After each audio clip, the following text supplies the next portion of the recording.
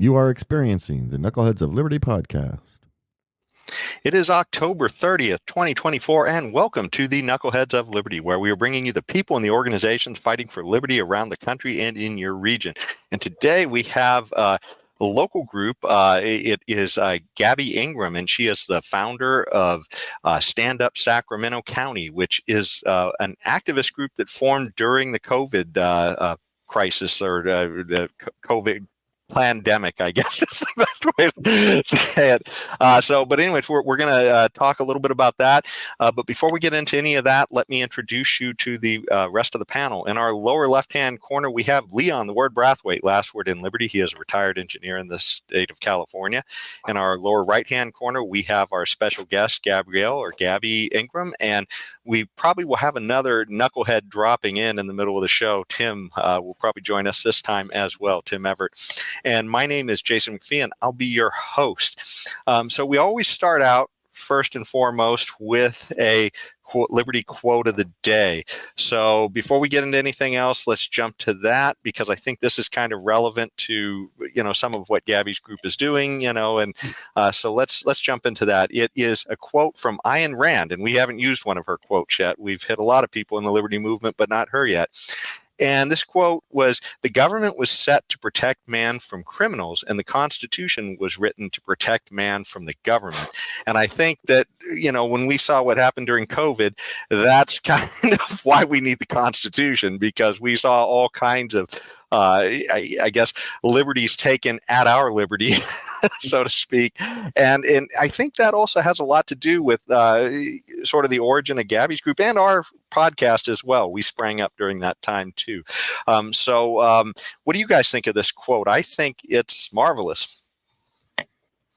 I do. I was laughing because that's exactly what we've been battling for years. I mean, our group and then everybody up and down the state, never mind federally, is that government has morphed and become a beast of its own, and it no longer holds to that quote, that standard. Mm-hmm. This is true, Gabby, what you just said. But I think the broader picture here is that and you're right, the government have morphed into something else that was never intended by the founders of this great land of ours. And the problem is that we are sitting by and letting it happen through our complacency and our dependency upon government.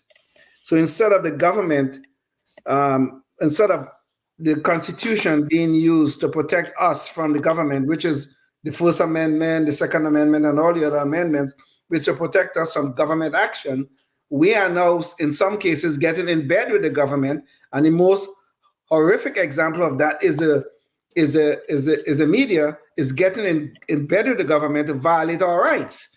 And we are seeing, and during COVID, we saw a lot of that, where this so-called disinformation was censored, and the media was right there going along with the whole charade. So we are losing our country because we are losing the meaning and purpose of the Constitution, which was meant to protect us, to protect us from this beast that the federal government have become.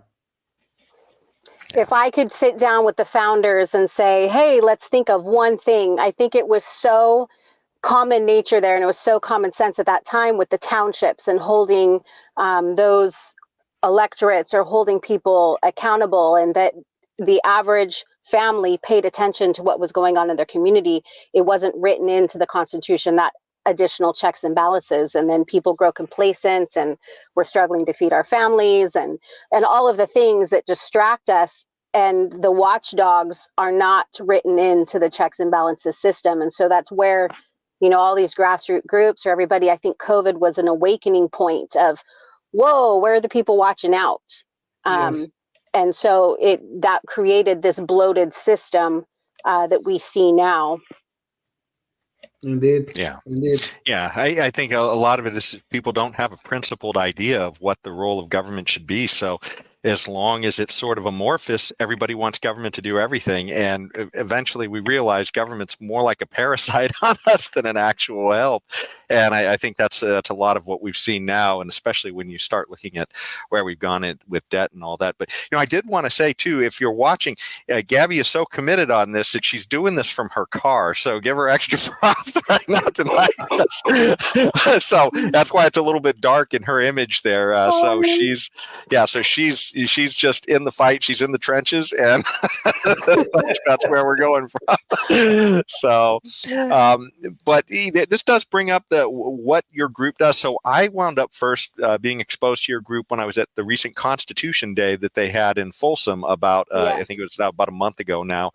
And so I found your guys' table, and it sounded intriguing to what you guys were doing. So we're having you on the show to talk about it. And it's funny. It sounds like you guys evolved just sort of like we did out of this whole COVID mess where, sort of alarm bells were ringing and, hey, it's time to get active. So what does your group do? And let me bring up a visual too of the page. By the way, if you want to try and connect with the group, you go to Telegram. So, and here is the slide. Oh, and there's our Screaming Ulu of Freedom, Tim Everett. So he's joined us now as well. So anyways, but here is the Telegram page, and it's t.me/standup Sacramento County. So, and of course you have to install Telegram, and I found out it helps if you install it in your phone first, and then you can get it on your computer too. So, I guess. But anyways, so tell us about your organization, Gabby, and what you guys are all about. How did you guys start up? So we started through, technically this started in 2019 I was a part of a group that was at the state capitol pushing back on a bill, SB 276, which stripped children who have medical exemptions to vaccinations of their ability to obtain those medical exemptions. There's three very narrow ways that a child can get an exemption to attend public or private school. And so I was there because I have a vaccine injured child. And as a citizen lobbyist, there were thousands of us there trying to push back on this bill. And while we were there in the hearings for that, we heard them discussing Assembly Bill 262. This would have been 2019, AB 262, 2019. Oh, and by the way, I have a visual here. James, can you show this? I think this is related to one of the children's issues where you guys, it looks like you guys are at one of the, at least maybe this is the county or the city building here. And it looks like a lot of people maybe getting ready to testify or something. So so this is at the I think that was 2023 at the annex, because they're doing all the construction at the Capitol. So this was at O Street, and this was I think this was AB 665. It was one of the kids trans bills, and so this was grassroots groups. Yes, in line for hearing. So this is much of what it would have looked like at the Capitol in 2019. Okay, and then this looks like this is just you out with sort of rallying a group of people as well to get motivated to do something about some of these issues. Anything we can attend, like the constitutional group, to get information into people's hands. Mm-hmm. Yes. So AB 262, we were there for a different bill, but if you've ever been to a hearing, they're discussing 20 to 100 bills, and it was to grant public health, basically activate them of a fourth branch of government under an outbreak, under an emergency order. And we're like, that's weird. Why would you do that? So this was August 2019. And knowing what we knew, just watching how it had evolved with vaccinations for our kids and rights being stripped away, we were like, we should keep an eye on this, right? And then Newsom signed it into law, September, October, and then we started hearing about this Wuhan virus, and our ears perked up, because in our heads, sitting in the hearing room, we're like, watch, 2 to 5 years, they're going to find some way to put this into place, because CDC definition of an outbreak is just 2 to 3 cases, right? People think outbreak and they're thinking thousands are dying, thousands are sick. It's 2 to 3 people. Wow. So we were kind of like, that's weird. We should pay attention to that. Right. So we were on alert when we started hearing about the Wuhan virus, and and a group of friends of mine in February of 2020 gathered in one of the girls' houses and said, they're gonna shut us down.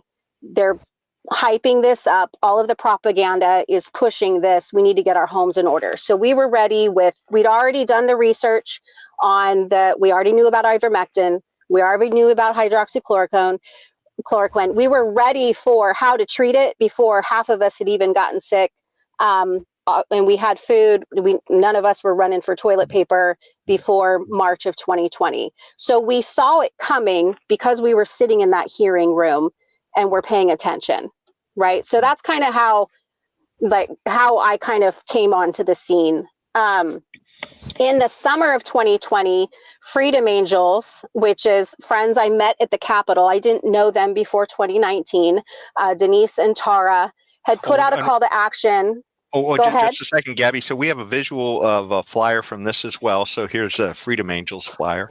Go ahead. So this is from August of what year are we in? August of 2023, we did town halls, the Empower California, up and down the state, educating people on the legislation and how to activate to try and flip seats in the legislature. So this is a town hall that we did.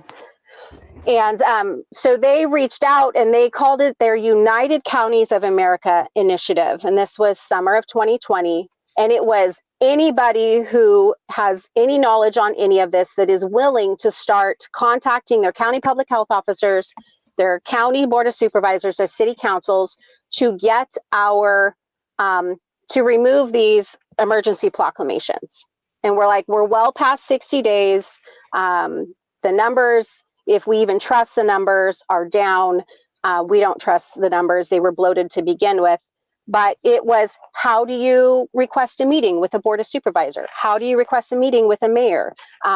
What data do you show them? Here's what other counties have done that have opened up. Use this as a way, help leverage small businesses. Look at what your long-term taxes are going to look like with all these businesses that are closed. It was common sense information to take to local government to say, hey, y'all meant well. Nobody knew what to expect here, but this is overreach. This is hurting the community. This is hurting businesses. This is hurting people. So let's open back up.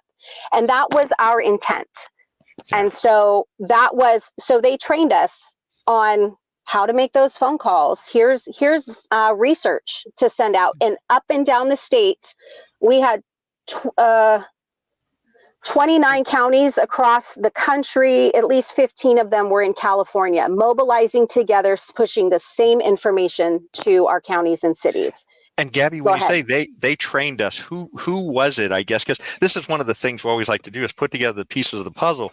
If you are trying to get active out there, I mean, you're watching somebody who literally got motivated during all this COVID and took action. So who was it that helped out with the training?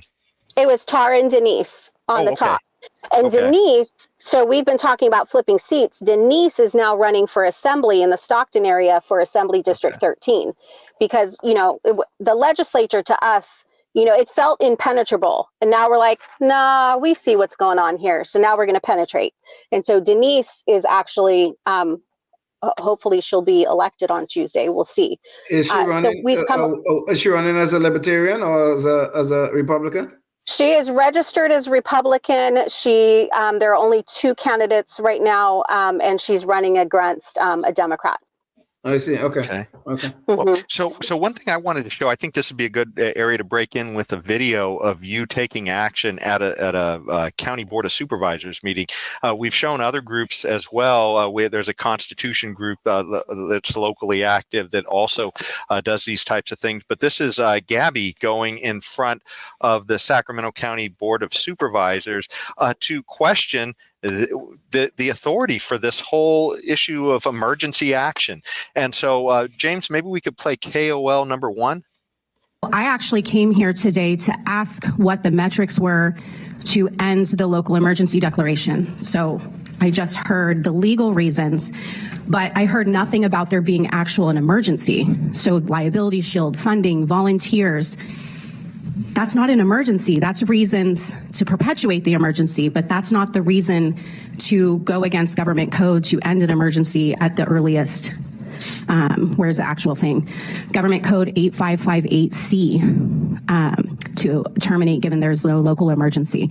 So, I mean, legal counsel weighed in, so I'm assuming that they've looked at that. But that's my concerns, is that we continue to perpetuate this. Case rates are down, death rates are down, viruses don't go away. This virus has animal reservoirs. It's never going to be eliminated. It will forever mutate, and we will have random outbreaks just like we do RSV, the common cold, the flu. I'm like, where are my children?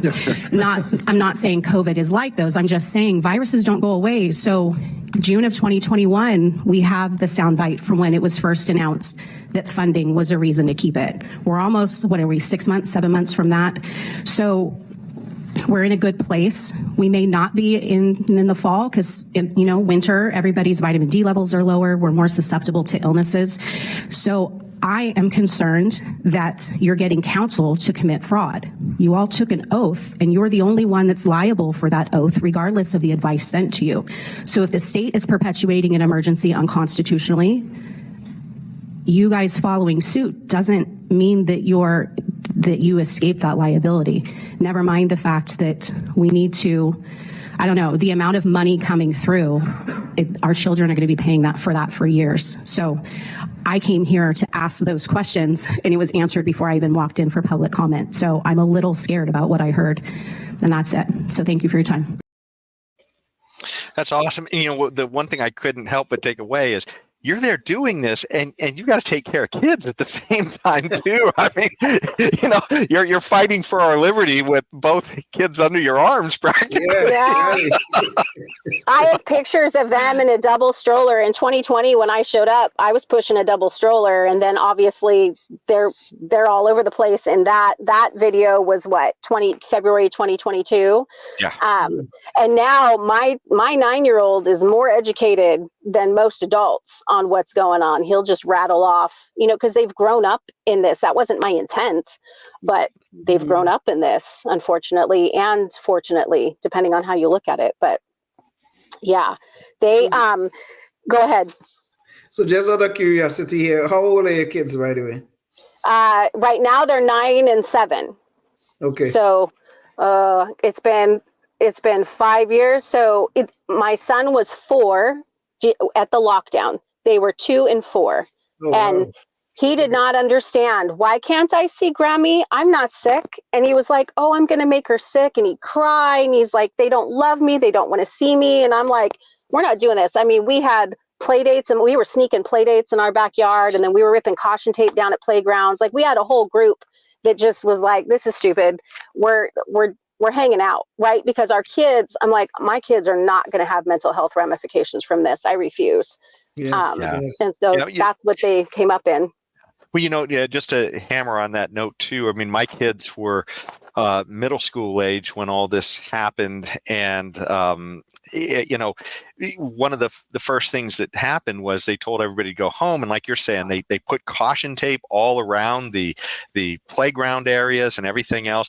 And so one of the things I would do is just go with my kids and hop the fence to a basketball court outside. And we'd play basketball. There wouldn't be too many people out there. And then eventually what they did, and I just couldn't believe it, they literally welded pieces of metal over the hoops of the basketball rims. Yep. It was just like, they didn't want anybody outside doing anything. They wanted everybody just locked in their homes. And which was so contrary. Yeah, because logic, vitamin D, right? For a virus, we need vitamin D for cellular uptake. So I'm like, this isn't logical. This isn't following any kind of medical, right, common sense. So, right.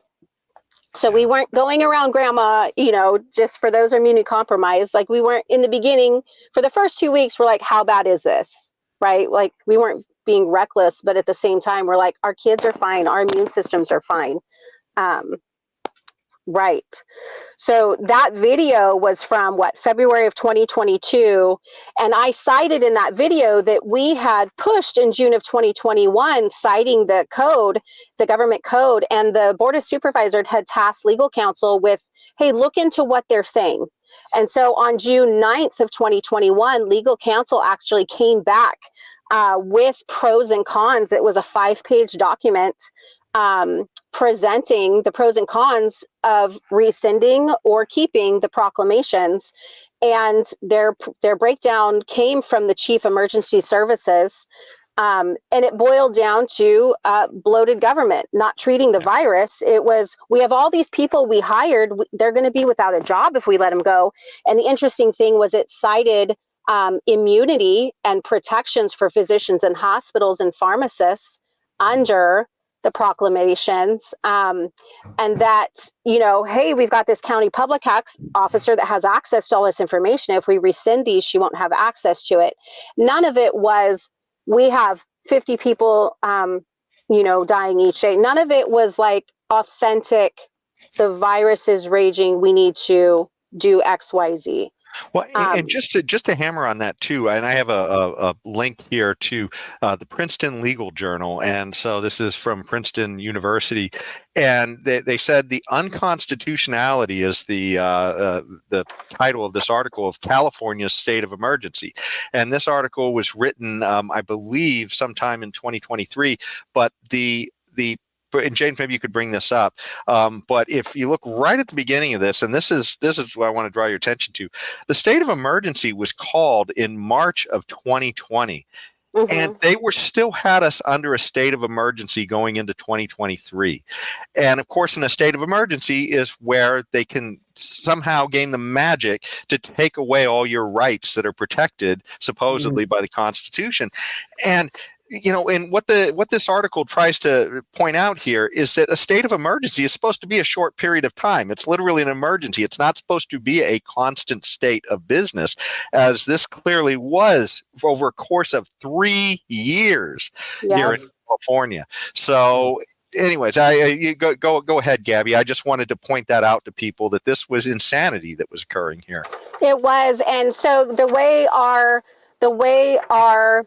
laws currently are written is that that the legislature must vote to overturn the governor's state of emergency proclamation or declaration. Either he can overturn it and he's supposed to be evaluated in 60 days, or the legislature has to vote it out. And multiple attempts have been made by assembly members like Kiley or Gallagher or to put a new law into place that says that the legislature must vote to keep the state of emergency after 60 days, rather than because we had a unilateral government at that point, like Newsom's just holding everybody on lockdown because our legislature is a super majority. They're not going to vote to overturn it. There was so much money funneling through.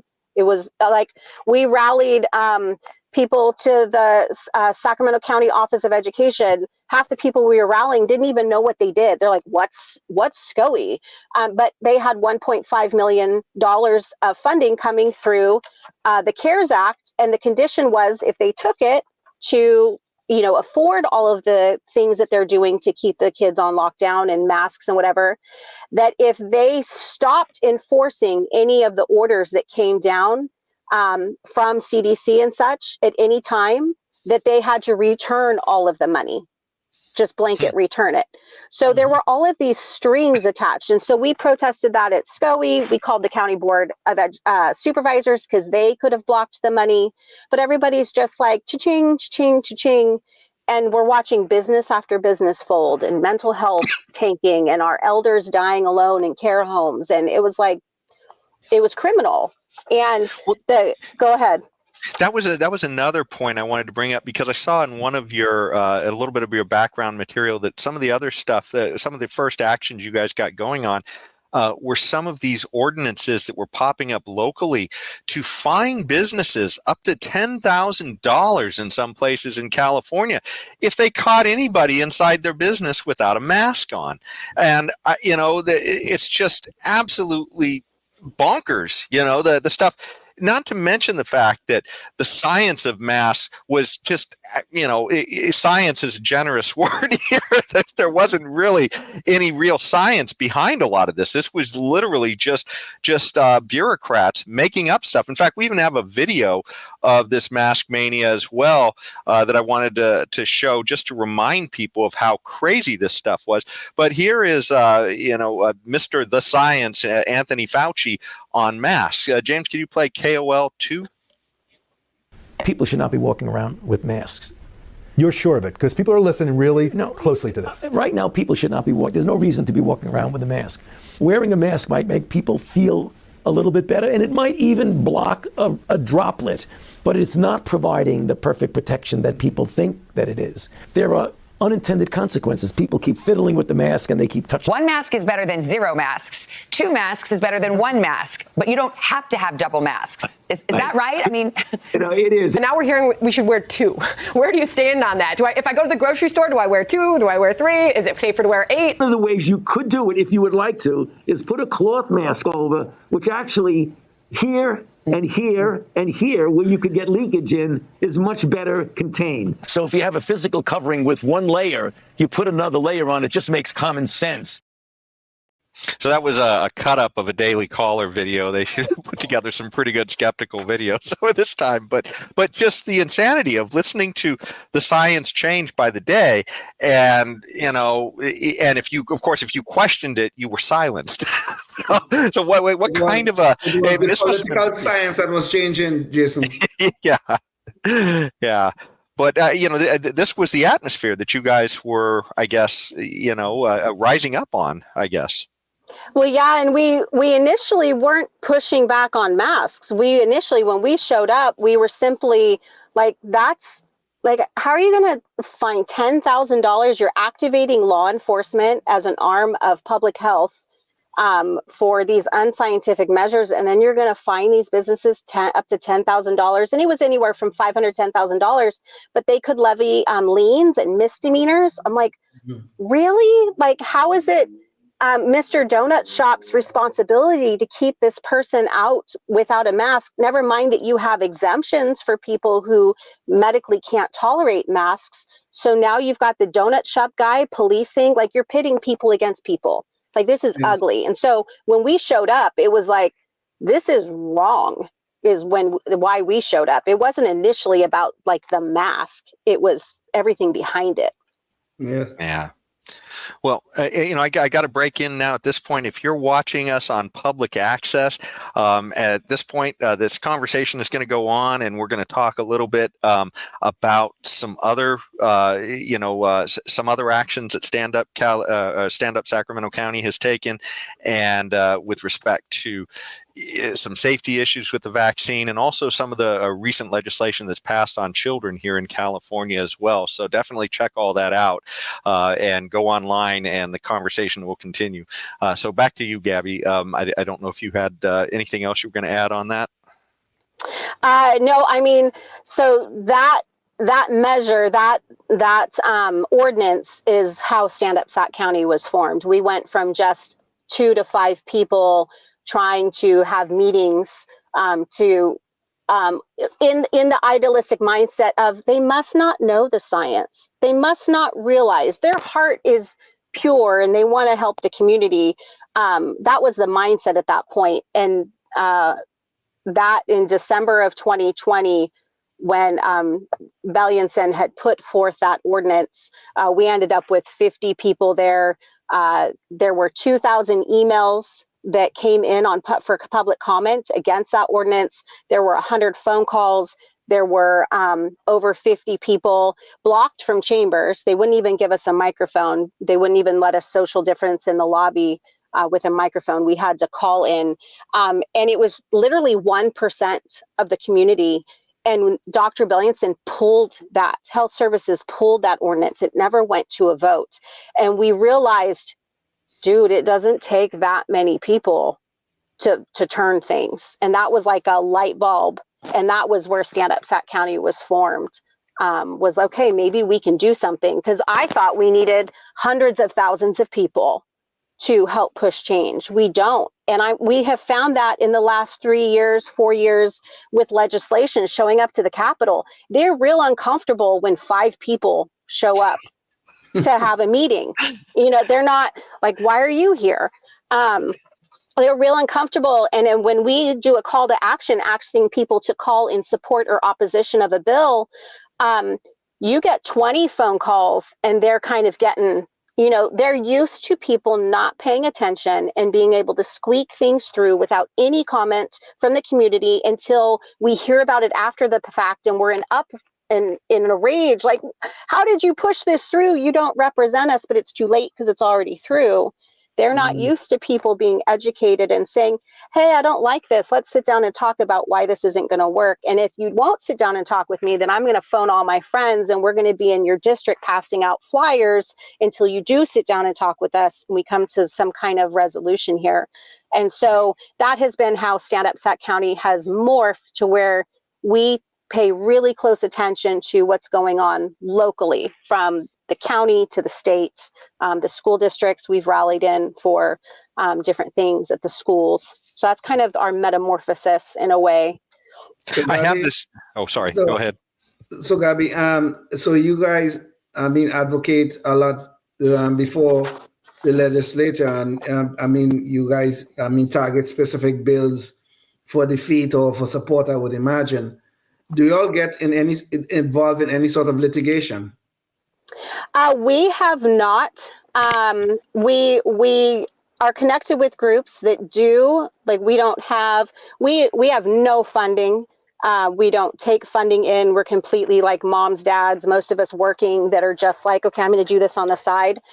So we don't know, but we're affiliated in that town hall that we did with Freedom Angels. Part of that was initiated off of Tony Thurman and Board of Education and everything in the lawsuit against Chino Hills and the different school districts that were saying, hey, we as a school district are going to talk to parents and let them know if their child is having some kind of mental health issue. And trying to educate people on the bills with the legislature and what the state was doing drove us to do that town hall to get in front of more people quicker. And so, I lost my train of thought. But Yeah, Gabby, this might be a good place to We're jump talking about in with possible litigation and people that you're involved with. So we have not been a part of any litigation, but we work closely with groups that are doing that. So we don't have a lobbying arm or a legal arm, if that makes sense. Yeah, okay, no, I got that, yes. Well, Gabby, this might be a good area to jump in real quick, because this is a question we like to ask everybody, because maybe it helps others to feel like it's just something that, how do I do what you're doing? And is this something that were just, sparked by what happened with COVID? Or did you have other things in your background that sort of, had rang your Liberty Bell at some earlier point? Did you, was there somebody you read or something, some other source that sort of woke you up to some of these things to be a little more skeptical about what was going on around you here and with government? I already knew that I wanted to homeschool. In reading and studying history and the Thomas Jefferson education and the conveyor belt education system, and recognizing that sending my kids to public school was going to have one outcome versus homeschooling would have a different, and being the primary influence in their lives. And so my husband and I knew before we had children that we wanted to be the primary influence. But from beyond that, I was a science major. My intent was to be a veterinarian. My background is animal science and management, a lot of advanced statistics. So when all this COVID data was coming in, I'm like, no. Like, I could poke holes through all of it because that was my training. I was in PubMed and NIH pulling down studies on therapeutics, on patents with the coronavirus, all of these things. I was like, no, it's right here. And then watching as they tried to hide it and suppress it and gaslight people. So that's predominantly my background. And then I was for a little while with a leadership development company that emphasized on personal self-directed education. And I loved studying our founding fathers. And so there was that was the baseline, right, of my information base walking into all of this. At the time in 2019, I was happily a stay-at-home mom, wife, homeschooler, and I had no desire to be a community organizer or be at any meetings anywhere. But that was my foundation. And now I think where your question was going is just like the Freedom Angels poured into us in 2020 and taught us Here's how you call. We have done the same thing. Most of the time that we're going to the Capitol or something, we're sending out an invite that says, if you would simply like to learn and be a fly on the wall, come, we will teach you. We have in the Telegram thread, there is a pinned video on how to go onto the state's Leginfo or Legiscan to search bills. Maybe you're passionate about dogs, and you can search all bills that reference dogs. Maybe you're passionate about 2A. You can search all the bills that they have coming out. And so in January, we sit down, our team, and we have, we sit down and gather over lunch or dinner, and we have 3 or 4 laptops amongst us, and we're searching keywords on the legislation that's being introduced for the next cycle to get ahead of, okay, what are they focusing on based on certain parameters that we're watching for. And so it has morphed. And so we're constantly teaching other groups. And there are other groups that have kind of birthed out of tying in with us based on that. So you're constantly teaching others. Okay, if you could take a little step back here for 1 second. Sure. You said you're homeschooling your kids, which is great. I'm in full support of that. Do you all take a position on school choice for the public at large? I do believe I'm torn. Okay, so here's the duality in my brain, the argument in my brain. I absolutely believe people that should be able to choose where they send their kid to school for whatever reason their child is thriving in a different area. And I believe if we're going to have property taxes and we're going to have funding, and that it should follow the student. At the same time, I believe that it is not government's role, and that we're funneling and feeding into this conception that it is the government's job to make sure that we are properly educated, and please can you make sure the money you're taking from me is going with my child. I don't want them to take my money, and I don't want them to give it to me because you shouldn't have it in the first place. So that's the argument in my brain. It's like, yes, if we're continuing on this taxation system, yeah, I want the money to follow the student, but I also don't like it. Does that make sense? Yeah. Yeah, and I understand that it's the government role in the education of our children is your concern, which I am fully supportive of. The issue is though that barring the complete removal of the government from the education of our children, is there a second best alternative? Is what I would think is what we should probably try to focus on. I mean, I think getting the government totally out of education, to me, is a little bit of a fantasy, quite frankly. Even though I agree with the premise of your statement. Mm-hmm. I think not everybody has the desire or the time to educate their children. A common thing, even with distance learning, is parents would say, "I don't like this distance learning. It's not good for my child, but I'm working from home and I can't also help them with math and literature, and how do I do this?" Right? And so it takes the strong support system. And so we're like, okay, do you have a neighbor? Do you have a grandmother? Do you have a cousin? And we don't have the village system anymore, so it takes a strong community. I homeschool, so my husband and I, sometimes the kids are with me and sometimes the kids are with him, and their school day looks a little bit different depending on who they're with, because we have that ability. Or my dad passed away and we're handling stuff, helping mom. I've got 12 nieces and nephews spread out around the living room. They're all doing school because they're all homeschooled. And so there's a family crisis, and they're all in one, and the older kids are helping the younger kids. And so in answer to your question, if we completely pull out the whole public education system, there needs to be something to catch it. There needs to be communities gathering together. Parents taught their children how to walk. They taught them how to ride a bike. They might have been the ones teaching them how to read. They're fully capable. The resources are there. I think we pay like $500 a year of me buying curriculum and manipulatives to educate my children. It doesn't take a lot of money. It is more an issue of time and safety. Are my children safe while I need to work? Are they in a safe place? And do I have the time to pour into them? Because homeschooling is not dictated by a time of day. There's just a set number of hours a week that you need to educate them. And so that can shift by family. Sometimes we do it in the morning, sometimes in the evening, sometimes the weekend.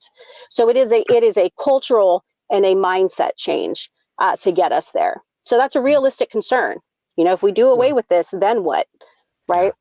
Well, and one of the other issues too in the whole school choice thing is it doesn't necessarily have to be an issue with.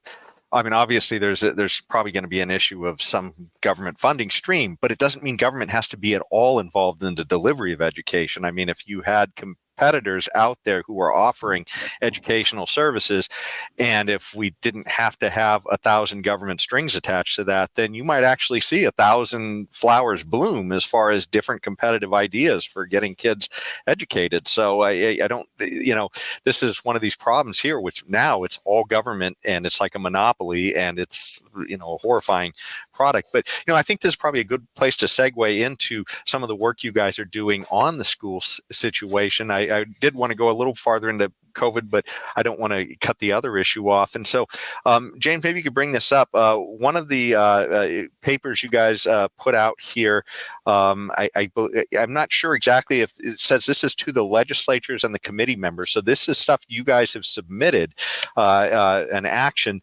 and this is in July of 2023, and it's opposing an Assembly Bill 957, which sounds suspiciously like, in some ways, something that Governor Newsom just signed this last year, where essentially they were trying to keep from parents issues of what's happening with the kids at the school. And I'm not sure if that's all exactly what's happening in this particular Bill 957. It sounds like maybe he didn't sign that one, but he did just sign this other bill in July of this year, where essentially they said that they weren't going to tell the kids or the parents of kids if if that kid is having gender identification issues, I guess, at school, which sounds like potentially a mental health issue, because this is something that possibly has big impacts on the kid's, I guess, growth as he's going up, and the idea to keep that from a parent.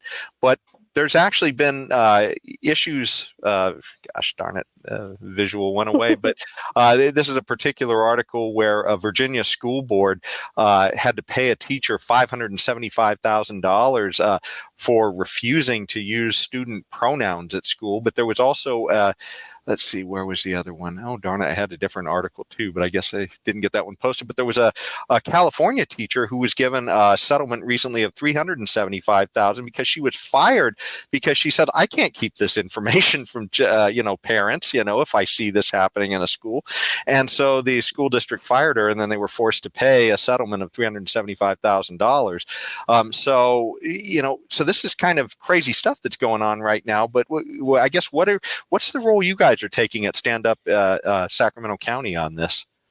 So we're specifically tracking any bills that mention gender or trans or anything along that line. And so for some background, in 2023, 2022, SB 107 passed the legislature, and that went into effect of January of 2023. So it passed in 2022, and it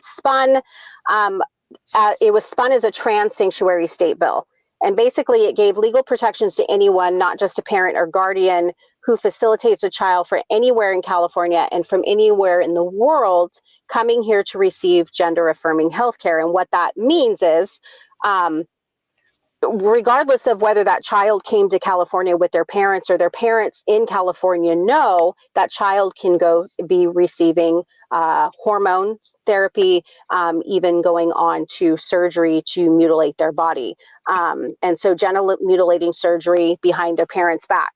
And off of that bill, we started seeing bills like what you pointed out, AB 957. That was our letter with the legislature. When you go to talk on a bill, if you don't have a meeting, you show to a hearing, you get seconds to say, my name is Gabrielle, I'm founder of Stand Up Sacramento County, and I oppose this bill. That's it. You get nothing else. So the way you get your voice heard is you submit letters, and they go on public record, they're read in, the bill analysis is based off of that. And so that is what you saw, was us opposing AB 659, which AB 957, which courts to consider a parent's affirming a child's gender identity or failure to do so in child custody matters. So if my husband decided my son is a girl, or my son decided he was a girl, and we were in a custody battle, and I said, no, he's a boy, then I would be considered as being toxic to his mental health, and custody could go to my husband. And so that bill did not succeed. But that is the lens that we're looking through is SB 107. What are they trying to do? They're stripping parental rights. They're mutilating children. All this money is funneling into this. And then that takes us to the battle with the schools with AB 1955, which, is being coined as the Safety Act. And it's safety of the child who is expressing confusion on their gender, that if my daughter goes to school and tells everybody to call her Bob, that they are to hide that from me.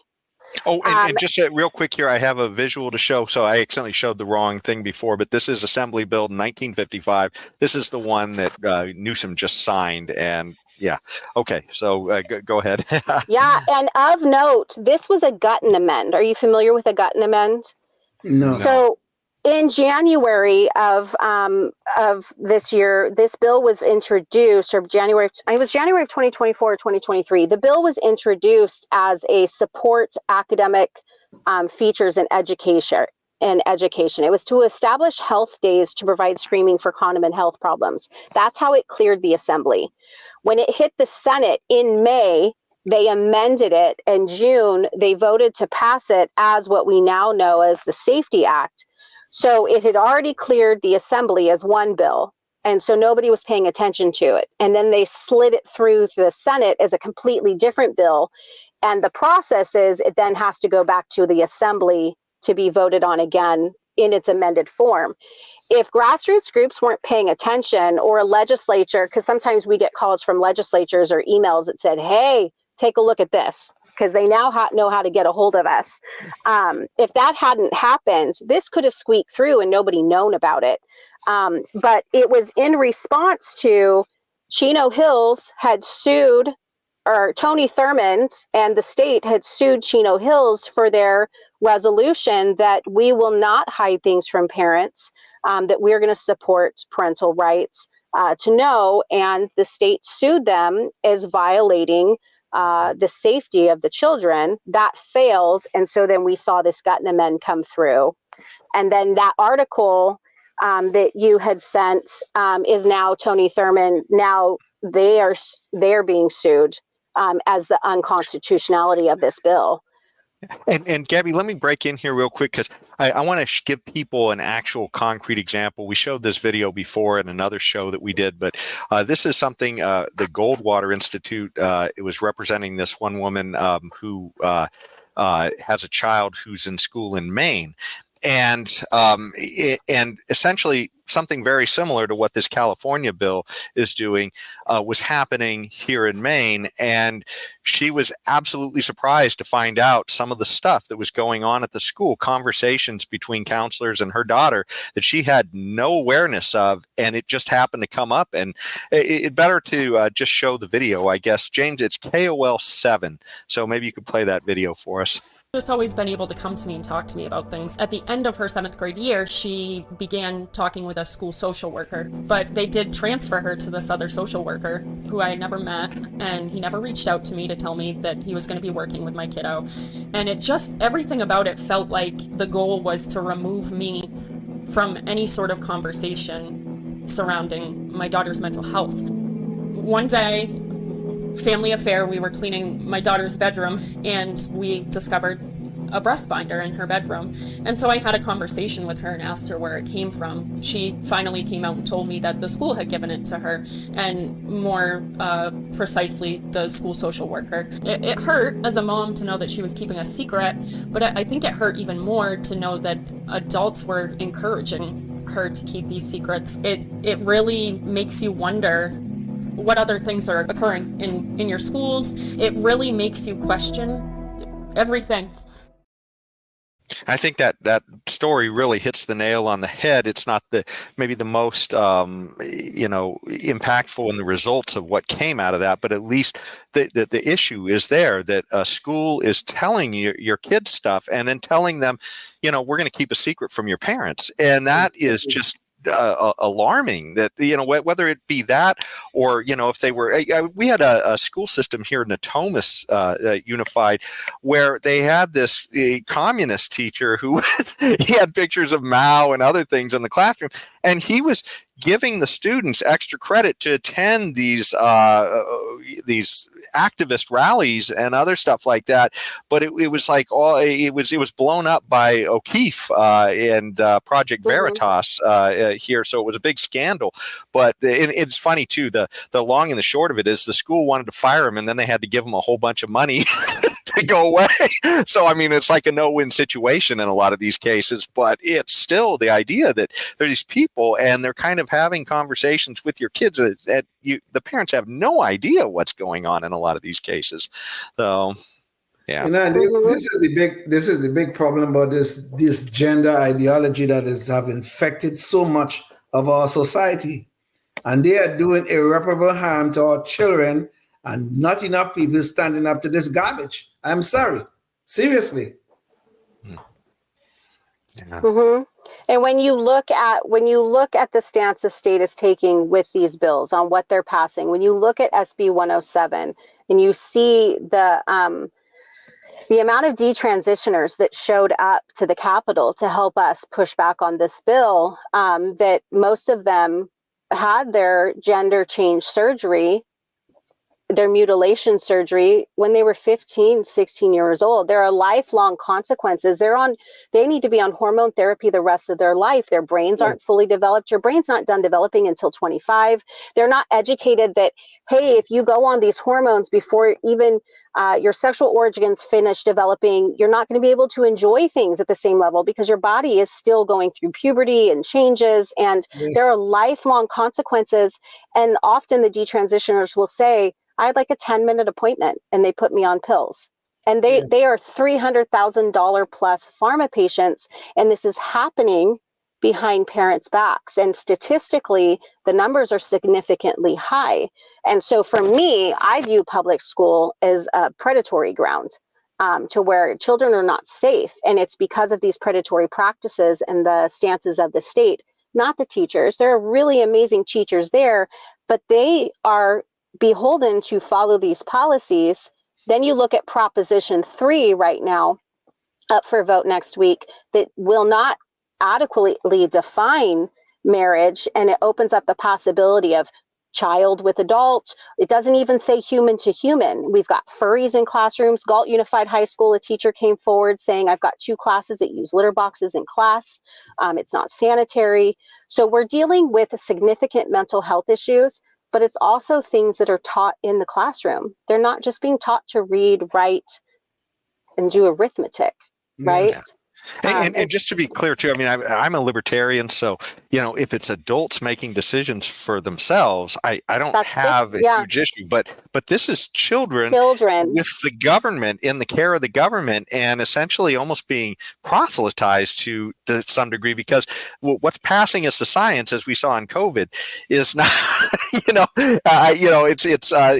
the question of even what is a woman. We can't even decide that anymore, apparently. And I don't know. I mean, I just don't trust the government, I guess, to be the one to do the defining on all these things. But you see, this is just the problem, though, Jason. This is just the problem.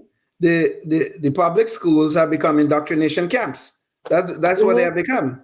That our children are learning things that they have no business in teaching these things to our kids. Yeah. It's madness. There was a study, I don't have it in front of me if it was NIH or PubMed, but they did a study on children who have gender dysmorphia, who are confused. Am I supposed to be a boy or a girl? You know, your hormones are crazy during puberty. I remember it. I don't know about you guys, but they said 85% of children who are allowed to mature and that are just helped and talked through, like this is a normal process, your body is changing dramatically, that by the time they're an adult, they've sorted it out. And then the other 15% come out as gay or lesbian, or, you know, they need to sort through the changes physically and emotionally and hormonally. And if they're left alone, they'll figure it out as they mature. I mean, even your bone density without those hormones, how many of these kids are going to have osteoporosis? Like all of these things that are long-term consequences of this hormone therapy, that alone is criminal. Like they may really feel trapped in their body, and I empathize with them, but you're still a child and your body is still developing on a biological level. You're not done growing. And then we're going to go cut off organs? Like, that's crazy. Yeah. Healthy organs. Cut off healthy organs. That is what they're doing. And on young kids. I don't know how this could be. I mean, okay, fine. You want to say if adults want to do this, is fine. I mean, I may even have a problem there. But okay, they are adults.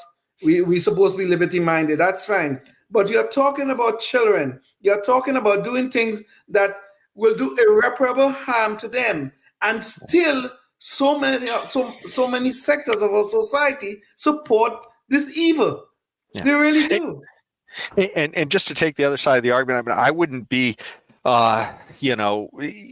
necessarily thinking it was a good idea for my kids or anything else like that. But the idea that at least if you want to think about where the authority should be, I'd much rather have the parents involved in this decision than some random government bureaucrat. I mean, I can't think of a more irresponsible way to do this than to allow, somebody who's, doesn't know your kid for more than a handful of days. I mean, as one of 1,000 maybe at a school, and they're making these decisions with your child who you've known for, 15 to 20 years. The insanity of the whole idea is just, it's just nuts. So, well, Jason, we'll have to draw the line out or ask the question, where are we going to draw the line on child abuse? We seriously would have to. Yeah.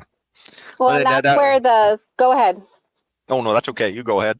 That's where the lawsuits are coming into play with AB 1955 is, basically school districts and teachers are being told to keep secrets from parents, but parents have a constitutional right to know what their child is doing, their property. Exactly. And so the reality is most of the parents are unaware of it because groups like ours, I mean, we have no Facebook presence. We got shadow banned down to 30 people. You can't even get on our Instagram. I haven't been able to log in since March, right? We are effectively silenced. You look at the Smith-Mundt Act and you've got the media operating as a propaganda arm, and most people support these pieces of legislation, or they support their children be diversity, equity, inclusion, because they're taught that they're being inclusive towards the lesbian and gay community. That's not what this is. Like, you can have a cousin who's trans as an adult and be against the mutilation of a child, right? It's this linear thinking that's being painted by the media, and that's what's wrong, is we're trying to penetrate that. And like, no, stop, think, child, right? What are we doing? Child, exactly. Child. Yeah. Well, I feel like, especially since you're having to do this in a car, I don't want to take too much of your time, but I did want to ask you, what are some of the biggest successes that you guys have had, you feel like, with your organization? Some of the bills that have been shut down. Or have been significantly modified. So ACA 665 was a minor's consent to mental health services, mental health-based kidnapping without due process. So that one passed, but it was significantly amended. And so we called that one the HPV bill. And so that was supposed to be a mandate for the HPV vaccine, and it turned into like they have to send a letter to educate, which is not great, but it's better. had a list too. There was AB 957, gender identity with family law. AB 1090 was to remove the sheriff with a 4/5 vote. So like, look at Orange County Board of Supervisors, right? Constantly going head to head with their sheriff. They could have voted by a 4/5 vote to remove an elected official. And so that was shut down. It never made through committee. So just bills that we were able to get people there and educate people up and down the state. Also, just to jump in real quick on the sheriff issue, that's something that we saw during COVID, where this was in a lot of places might have been the last line of defense for the constitutional rights that people had, because as an elected officer, he did not answer to the higher political powers within the state. And so a lot of times it might have been, whether it's maybe gun rights or your, rights to, not be locked in your home, I guess, or whatever. A lot of times a sheriff in some places may have been the only thing standing between you and a larger authoritarian government. So, correct. Sorry, I just wanted to. No, that's good. More recently was the firearms annual registration of firearms, SB 1160, where guns must be registered with an undisclosed fee paid annually to maintain said registration. And then there would be warrants, a $1,000 fine per firearm if you didn't. And so, going after our Second Amendment rights. And so we pushed back on the reparations. The California American Freedmen Affairs Agency to award reparations to anybody of African American descent in the state of California. We pushed back on that. I think we were one of the only opposition. Nobody wanted to touch it. We're like, we'll touch it. And so I guess California is just the right ground for you guys to have cause. Yeah. You weren't afraid that somebody might jump up and call you a racist? My God. Yeah. I mean, I've had worst. I mean, I've got every label out there, because so I'm like, whatever, just hit me with it.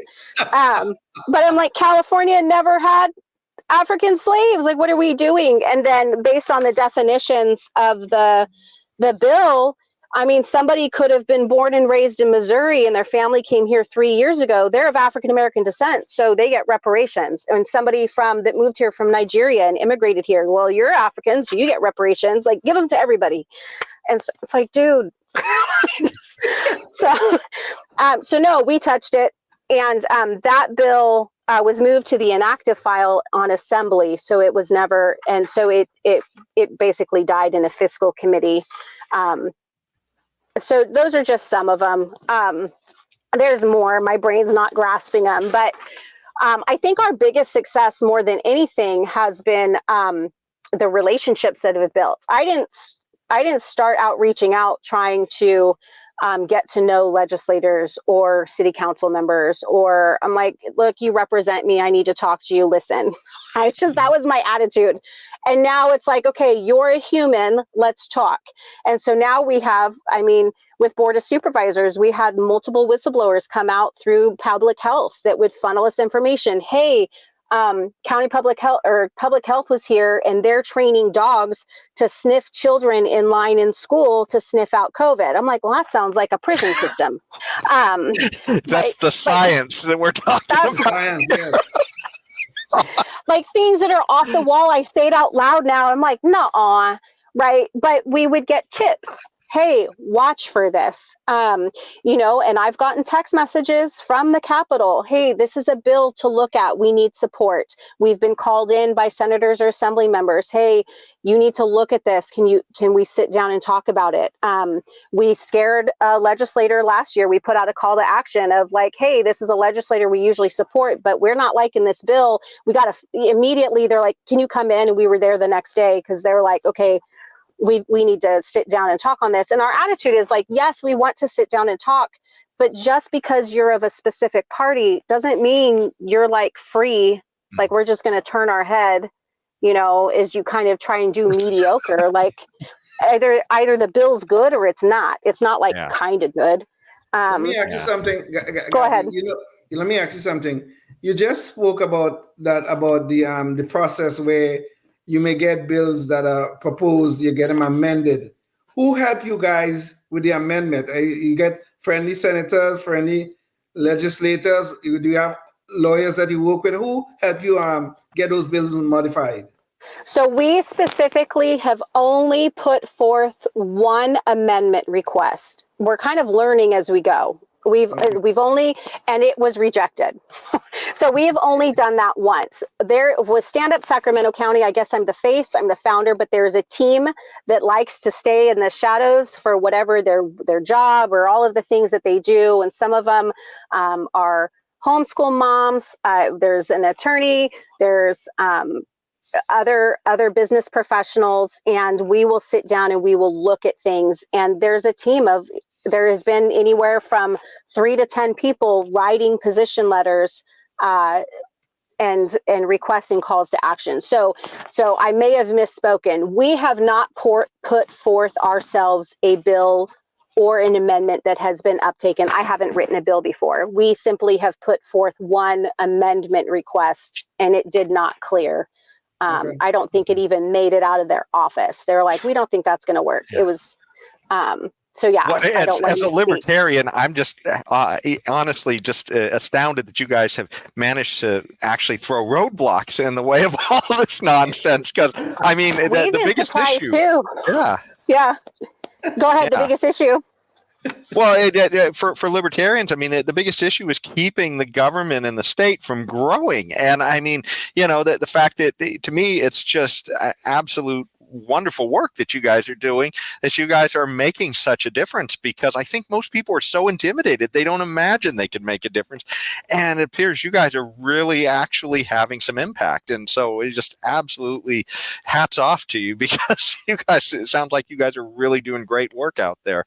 Thank you. And you said it perfectly. Like sometimes I'm like, is this worth it? Right? Because sometimes we're losing sleep, like trying to, you know, we all have our jobs and our kids and all of these things, and we're up till 1 a.m. writing a position letter on something. Like, why, if we were following the Constitution, y'all wouldn't even have put this bill forward. Like, this is seriously insane.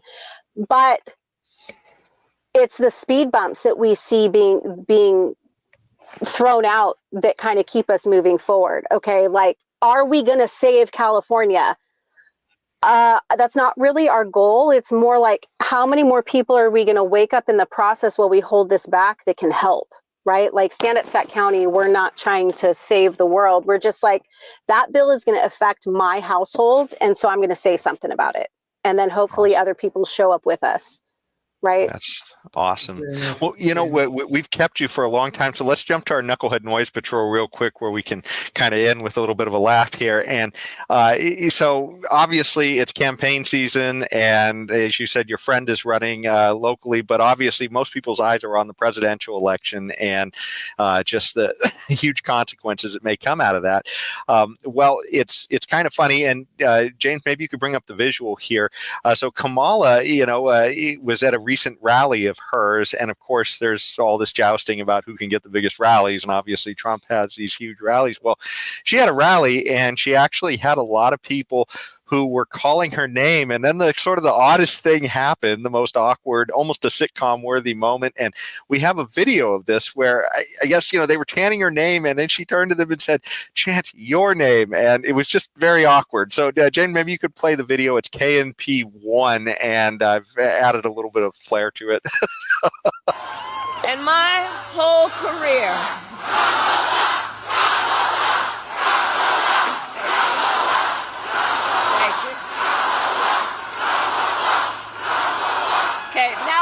each of you to shout your own name. Do that. Because it's about all of us. It's about all of us.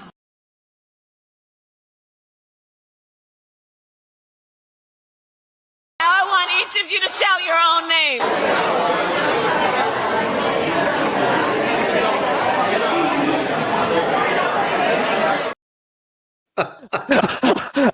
I can't imagine what she could have been thinking. I remember shouting their own name. Anyway, did you guys have any thought? I just think it's so sad that this is what we've come to. I just cannot believe that this idiot might be the president of the United States. Okay, that's my problem right there. Okay? All right. Oh, Well, yeah. Tim, any thoughts on this one? I can't wait for it to be all over. Yes. Agreed. the biggest words of wisdom we've heard in a while. Well, I did want to, I guess, give you anything about it, Gabby. Do you have anything to say about Kamala or about the video about the whole the what we're showing here? Yeah. I think. I mean, I don't expect anything more. Right? Just we've watched her in California, and then seeing her on the federal stage. Yes. And it's, did she read the prompter like Biden? And then it said, say your name, chant with them, or was she really wanting them to say that and didn't realize? I mean, I'm not surprised anymore. Yeah. I'm like, oh. It's just a deep sigh. It's just that is the ultimate sadness. We're not surprised anymore. No. As Tim said, when can this all be over? I didn't even think about that. That maybe she read it off the prompt, and the instruction of the prompter without realizing it, and then she read it out loud. Yeah. Oh. Well, I tell you, what you've told us has been really inspiring, seeing your level of commitment and action and results that you've been getting. If somebody wants to join or if somebody wants to get involved, do you have any final words that you'd like to leave the audience with in this respect?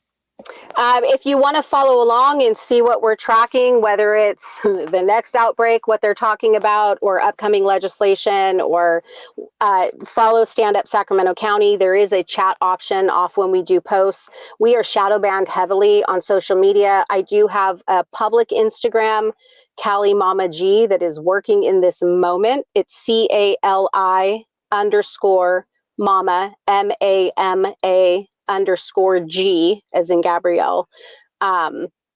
Just because I can't get into Stand Up Sac County, but more than anything, follow along. And if you have a question, you can comment. You can email us at standupsacramentocounty@gmail.com.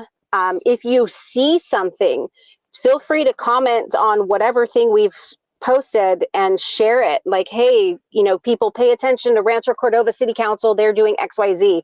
Let us know and we'll take a look at it. Because we can't have our eyes on everything. Sacramento County is a really big county. And so even with state actions, I think Tulare notified us of a bill that we hadn't seen yet.